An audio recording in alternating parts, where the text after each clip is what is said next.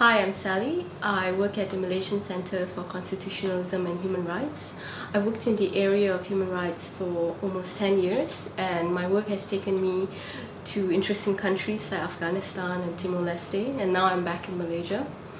What I do now, the centre has two main components. One is the strategic litigation, and the second is Undi Malaysia, which is a civic education project. The centre was started by, or at least the idea of the centre was started by Edmund and I. I think it was one fateful day about 5 years ago that we were meeting downstairs from my office, and we felt that we wanted to contribute or do something that would have a positive impact on human rights in Malaysia.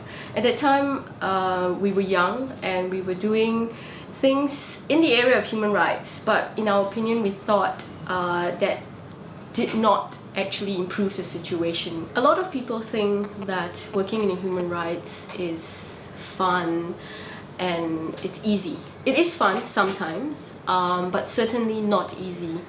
I would say it's difficult on a very personal level, on an emotional level. It's difficult because you see the worst of human behavior. You see what human beings are capable of that you think are totally not capable, that you would not even imagine.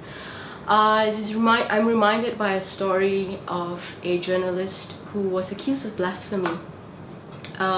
This is not in Malaysia, it's in Afghanistan. And our worst fears was realized when he was sentenced to death.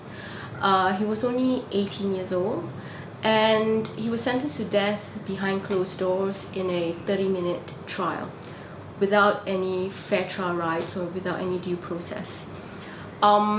This affected me. This is the one case that had affected me personally because I had worked with him before he was arrested, during his arrest and his entire detention, and it was very personal to me because I thought that I did not do enough to save him from the death sentence. Luckily, his sentence was reduced to a life imprisonment and later on a pardon. But this occurred over a period of a couple of years where he had spent many years in prison, and with me thinking that whether I did enough to prevent what he went through, the death sentence, and also the detention in prison, in an Afghan prison, which is certainly not easy for a young man.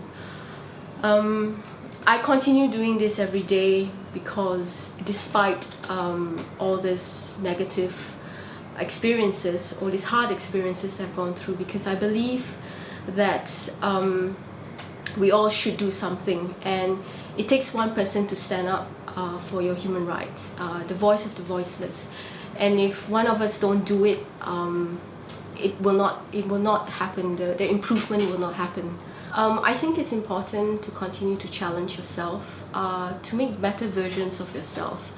That's important because we continue to grow every day, and the humility that you learn something new every day, I think it's important that we hold on to that ideal. The same thing if you transcend it to a bigger picture, that you want to hold, or you want to do something better for Malaysia. The same thing, Malaysia needs to challenge itself to make a better country of itself.